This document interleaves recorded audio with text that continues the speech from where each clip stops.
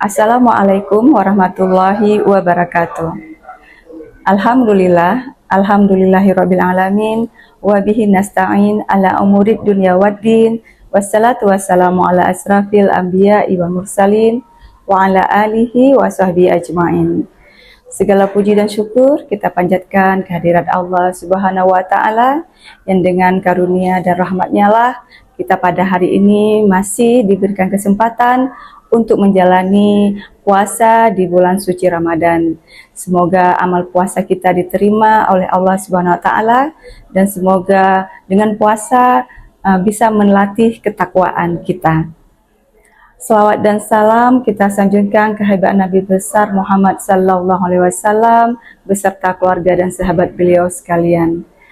Sahabat berlian yang dirahmati Allah, pada kesempatan kali ini kita akan membahas tentang wakaf dan pemberdayaan ekonomi umat.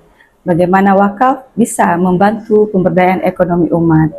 Namun sebelumnya kita ingin tahu dulu wakaf itu apa.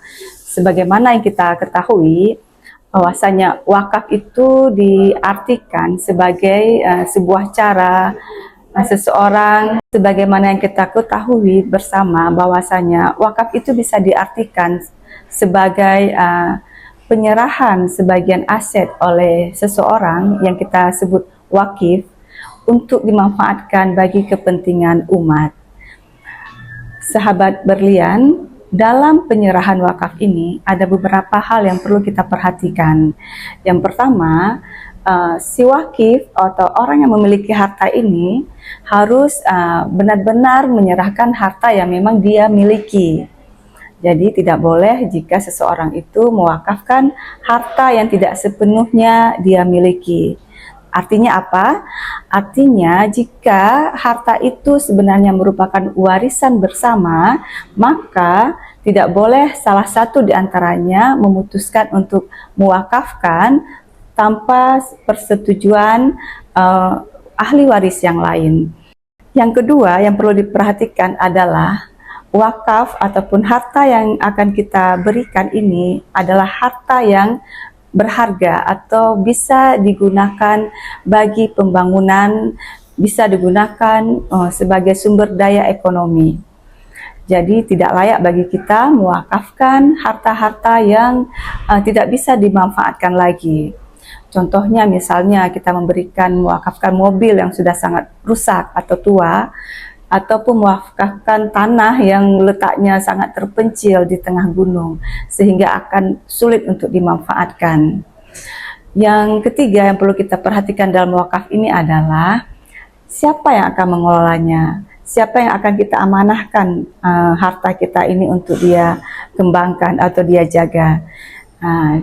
Ini disebut dengan nazir. Jadi pemilihan nazir pun harus kita perhatikan dengan seksama sehingga harta yang sudah kita serahkan ini, harta ini bisa dikelola dan dijaga oleh nazir yang sudah kita percayakan. Yang kemudian yang sangat penting lagi adalah mauquf alaih, yaitu orang yang akan menerima manfaat dari harta ini. Biasanya dalam berwakaf kita akan mengikrarkan kepada siapa kita mewakafkan harta ini. Artinya, kepada siapa manfaat dari harta ini akan diserahkan. Sekarang ini, pemerintah menganjurkan agar dalam hal menentukan mauquf alaih atau penerima manfaat, dianjurkan untuk tidak terlalu detail atau tidak terlalu spesifik.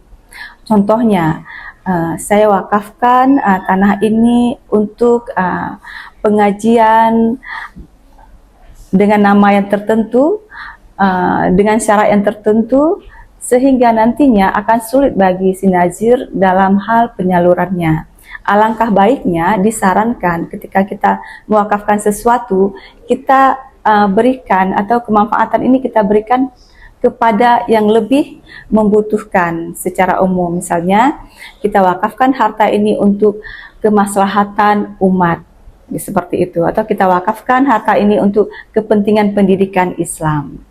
Nah, dalam kaitannya dengan pemberdayaan ekonomi umat, sebagaimana kita ketahui dalam sejarah-sejarah Islam di zaman dahulu, Harta wakaf inilah yang menjadi fondasi atau modal bagi pengembangan peradaban Islam. Jadi Islam itu bisa berkembang dari Jazirah Arab ke seluruh belahan dunia, itu sangat didukung oleh hasil dari pengelolaan harta wakaf. Kita kasih contoh salah satunya, bagaimana wakaf ini bisa sangat bermanfaat bagi pengembangan ekonomi. Ada salah satu wakaf yang di Mesir, yaitu wakaf University Al-Azhar.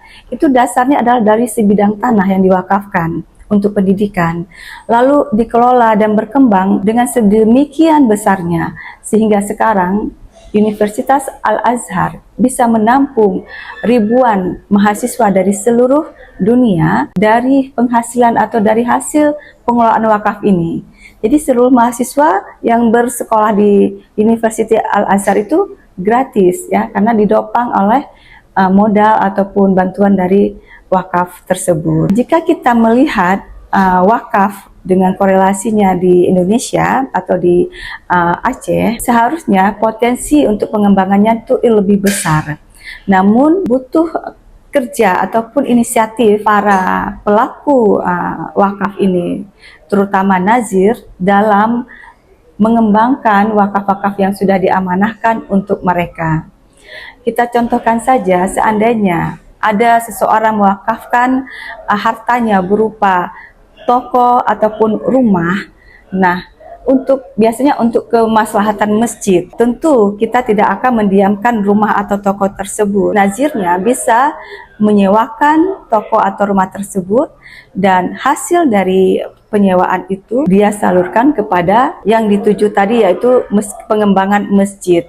Nah, masjid ini kan bisa kita manfaatkan untuk biaya operasional ataupun biaya untuk membayar guru-guru ngaji yang ada di sana. Kalau ingin lagi lebih jauh, dari harta wakaf ini yang seandainya dikembangkan atau diberikan untuk kepentingan umat, maupun alehnya secara global, dari harta wakaf ini kita bisa salurkan kepada mustahik atau orang-orang miskin untuk dia manfaatkan sebagai modal usahanya. Jadi dari hasil pengelolaan harta wakaf bisa kita berikan kepada para fakir atau miskin untuk menjadi modal usahanya. Dengan demikian, maka pemberdayaan ekonomi umat ini akan terbantu dari hasil yang kita kelola.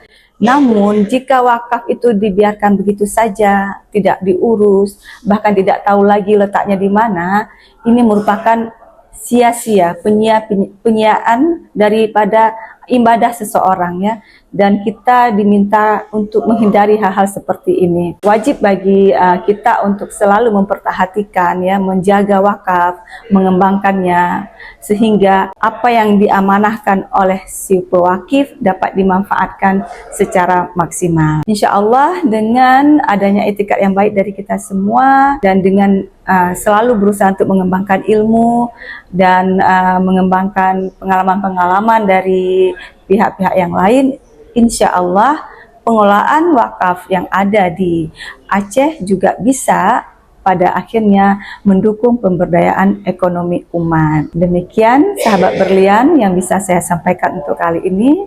Wabillahi taufiq wal hidayah. Wassalamualaikum warahmatullahi wabarakatuh.